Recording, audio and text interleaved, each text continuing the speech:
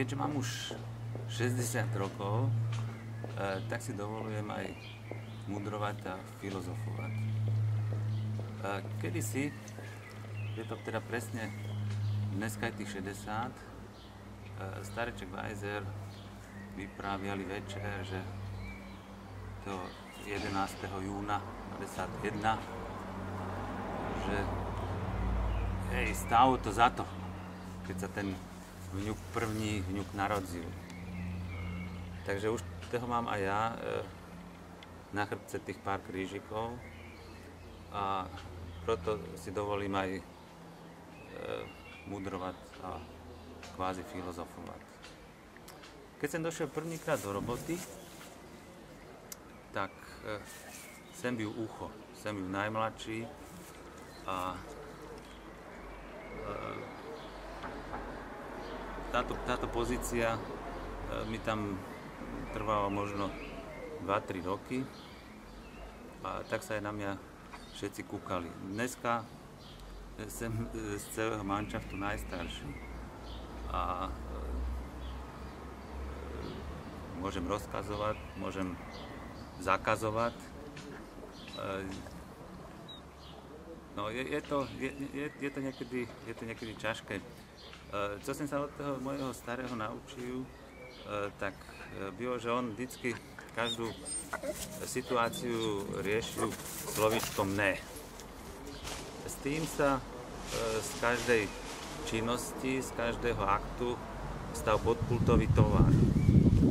Keď som už ja mohol rozkazovať, tak ja som toto zmenil na slovíčko áno a tým pádom to, co robím, je menej cenné, ale myslím, že tá filozofia je pro každého akceptovateľnejšia a dá sa tak lepšie na tom oddelení žiť, dá sa na ňom lepšie takto existovať.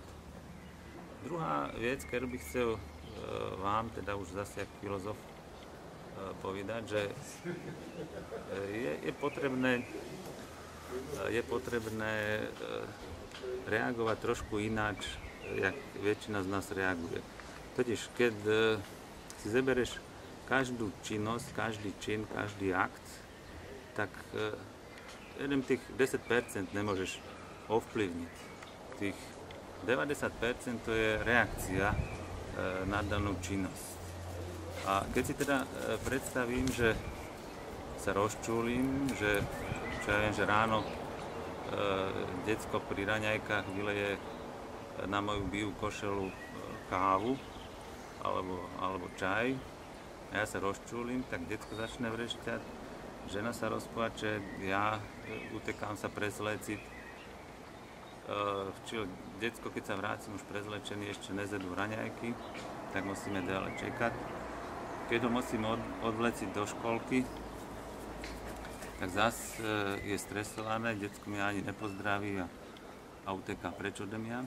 Potom dojdem do roboty, samozrejme, že o nejakú minútu neskôr už je ďalší stres. Celý deň sa stresujem a po obiede sa teším, že už mám toho plné zuby, takže dojdem doma.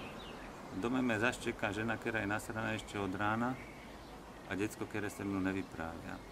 A všetko, keď si to tak zeberieme, tak je len proto, že ja som zmenil tých 90% mojich reakcií na jeden akt. Keby zareagoval nejak ináč hneď na začiatku, tak sa celá tá akcia celodenní mohla zmeniť na bežný deň. Ja si myslím, že už mám tých 60, že každý deň si treba vážiť. Čiže máme takú krásnu zelenú jar, už pomaly leto a furt je všetko zelené, tak čím som starší, tak si viac a viac vážim takých bežných denných činností toho stromu, tej trávy, tej kviecinky zelenej, lebo to, že si človek obdivoval kostel alebo parádny vysoký barák alebo moderné auto, tak to je, všetko je to pekné, je to umelecké dielo, počítače, fantázia, ale to, že hen tá kvetinka, ktorá po ktorej šlapeme, je tak sfarbená, tak fantasticky postavená a tak žije, že sa nedá reprodukovať našima rukama. To si človek začína vážiť, až keď sa k tej 60-ke blíži. Takže vážení, keď budete počúvať tento film, budete naň kúkať, keď nasleduje, tak sú to väčšinou také moje pracovno-filozofické úvahy z medicíny, z levárek, z toho, čo som robil. Bohužiaľ sú nahovorené spisovnou slovenčinou, lebo byli nafilmované režisérom Petrenkom pro potreby slovenskej televízie a tam sa v tých 90. rokoch muselo vypraviať spisovne. Čo je ešte závažnejšie, všetky tí príbehy sú modifikované tým, že vznikli v najťažším roku mojho života. Byli nafilmované v 99. roku a to odešla mama, odešiel tata, odešla teta a odešiel Kobo. Možno, že vtedy si človek uvedomil, že ten život ide bez toho, aby ho nejak mohol ovplyvniť. Nenávidím deň narcisov, aj keď teda všetci sa k nemu ináč správajú, a to z úplne prozaického dôvodu. V 98. byl na deň narcisov krásny, horúci slnečný deň. Pamätám si, jak sme išli po Špitálskej, vedľa mňa tata, vedľa mňa Marta a všetci sa smíli, auta išli, my sme išli smerom k Mandeláku a všetci sme byli posratí, lebo nám akurát po operácii Les aj povedal, že mama odejde do půl roka. Takže týmto sú modifikované všetky moje úvahy, ktoré budete počúvať a vidieť.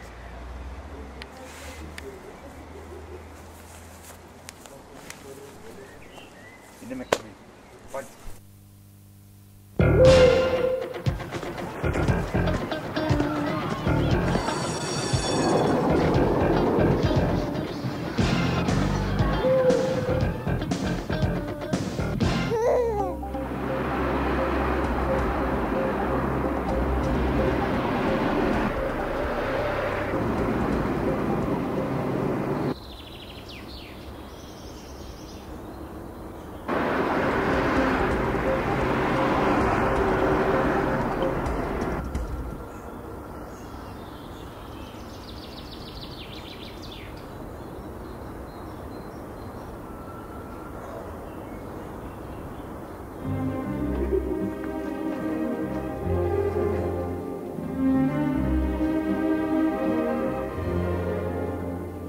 Väčšina pacientov, keď k nám príde na rehabilitáciu, tak má tendenciu obviňovať nejaký konkrétny stav, konkrétny dej, napríklad zápalku, že sa pre ňu zohli a pritom ich seklo, alebo že išli po schodoch a pritom dostali infarkt.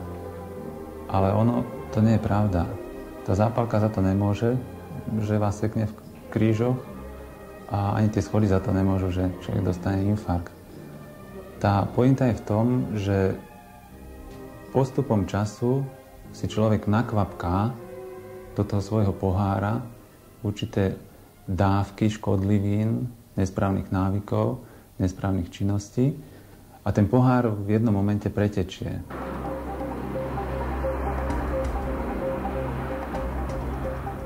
Keď sme sa kedysi v škole učili o stresovaní jeleňov, ktorých vypestovali na jednom uzavretom ostrove, tak som to bral ako takú školskú látku.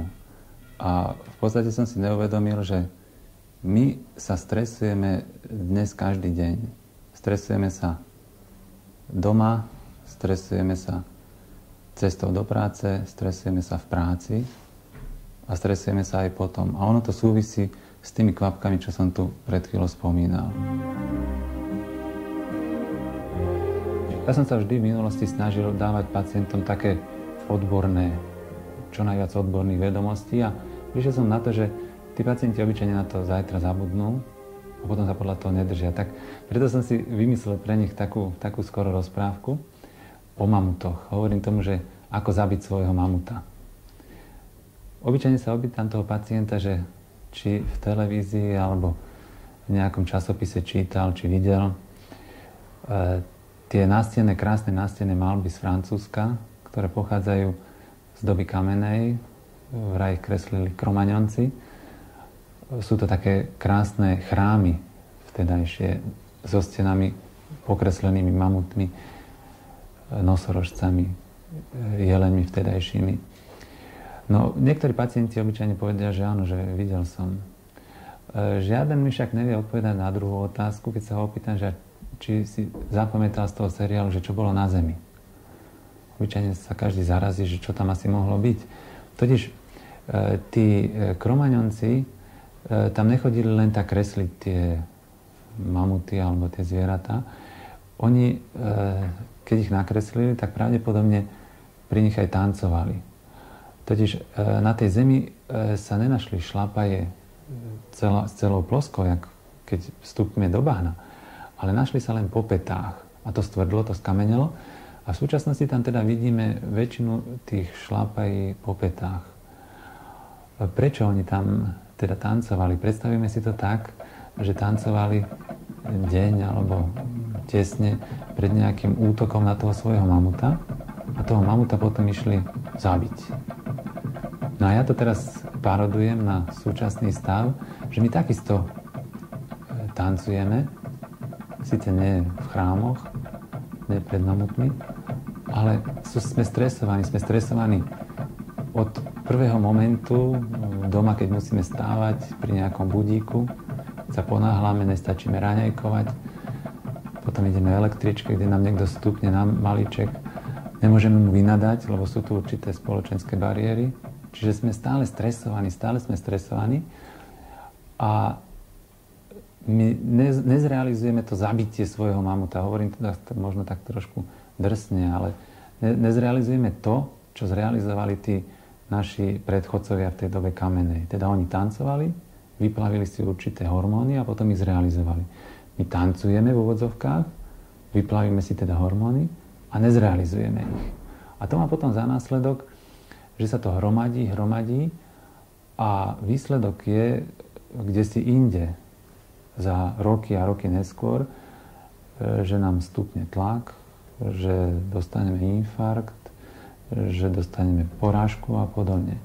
A pritom by sa to tak krásne dalo zrealizovať, že treba aj to stresovanie určité, teda jak Číňania starí hovorili, že princíp yin a yang, áno, my tomu hovoríme sympatikus, že teda treba určité vyplavenie určitých látok, ale treba ich potom aj zrealizovať. Ja vždy doporučujem pacientom, aby si kúpili bicykel, aby si kúpili psa. Keď hovorím pacientom o týchto princípoch yin a yang, tak sa im snažím aj niečo povedať o tzv. Pozitívnom strese. Takým príjemným stresom pre mňa je pestovanie bonsajov. Bonsaje, oni nekričia na ratu, nepýtajú jesť a ja sa môžem k ním vrátiť do tej záhrady na ten balkón, kedy to určitým spôsobom nevyhovuje. A je to jedna z možností, ako pozitívne sa stresovať.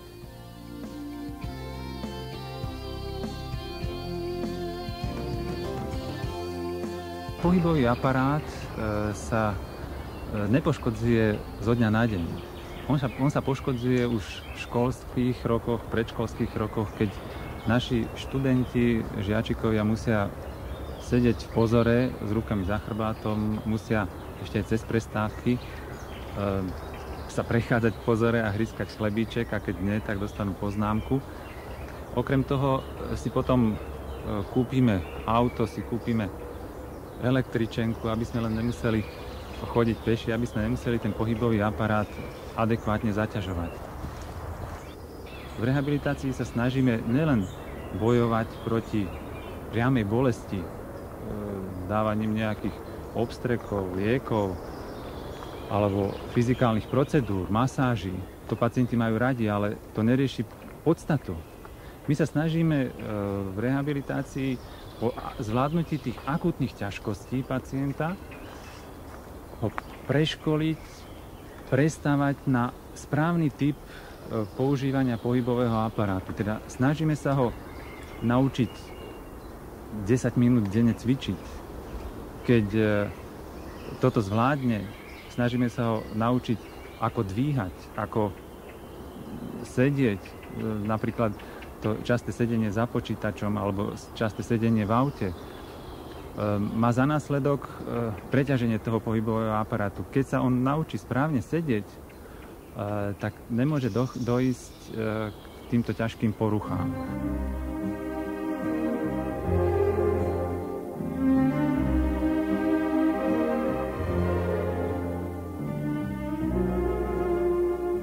Je dôležité, aby každý pohyb, ktorý človek robí, či je to v práci alebo pri športe, robil rád, robil ho precítene. Pokiaľ mám odpor k nejakému pohybu, tak ma môže priviesť k poruche. Či je to už blokáda, alebo ho vnútorne nechcem urobiť a sú z toho potom ťažkosti, bolesti a podobne.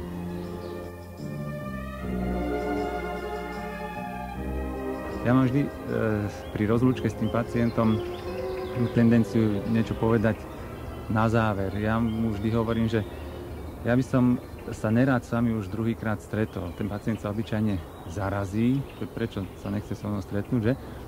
A ja mu poviem, no dobre, keď stretnú, tak na druhej strane chodníka. Práve tieto stretnutia, keď pán pacient kričí z druhej strany chodníka, že fajn, mám sa dobre, alebo keď vleče dve nákupné tašky a nebolia ho kríže, nebolia ho svaly, nebolí ho krk, tak to sú také pekné stretnutia a rozlúčky s tými pacientami.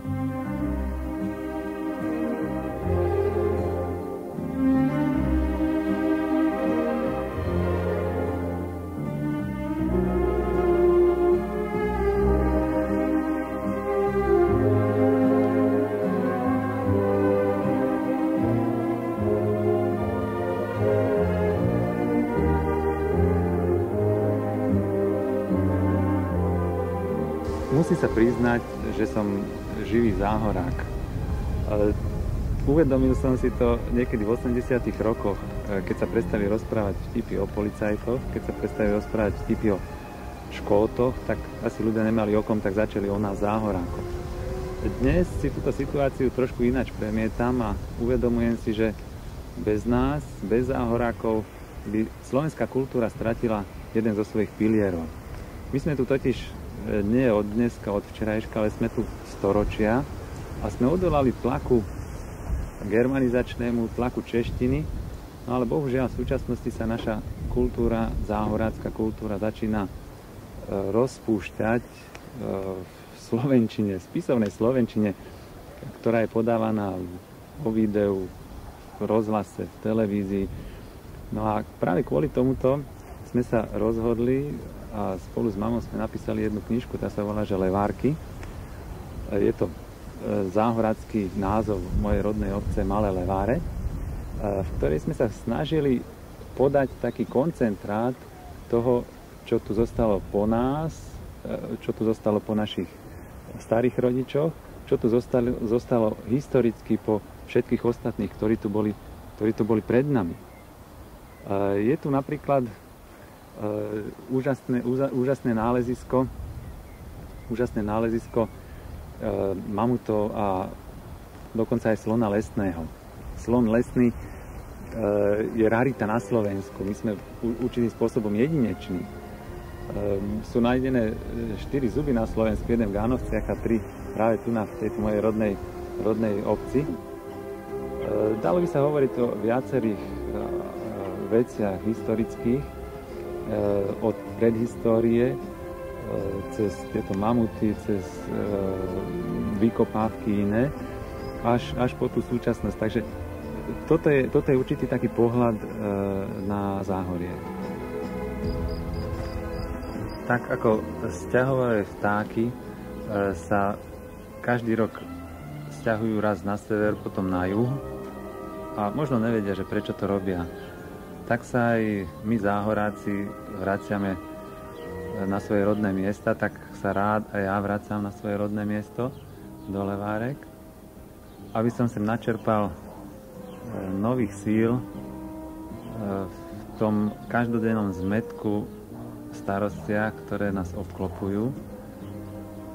Toto je miesto proste, kde človek dochádza k svojim koreňom, kde sa prvýkrát potkol, kde sa prvýkrát naučil behať, kde sa prvýkrát naučil rozprávať.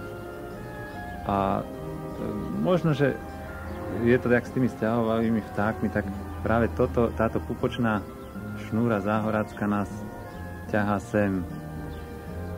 Okrem toho sa tu človek dostal aj s tým materinským mliekom k tej základnej téze nášho života, a to je miluj svojho blížneho ako seba samého.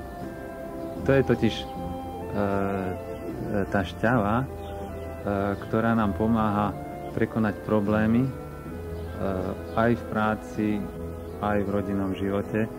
V tej práci to sa snažím potom vštepiť aj svojim podriadeným, že je dobre, keď vedia odborné veci, ale pokiaľ sa nepostavia k tomu človeku ako k osobe, ktorá má okrem svojho tela aj dušu, a pokiaľ sa nesnažia milovať ako svojho blížneho, tak to nie je ono. Ten úspech sa nedá dosiahnuť.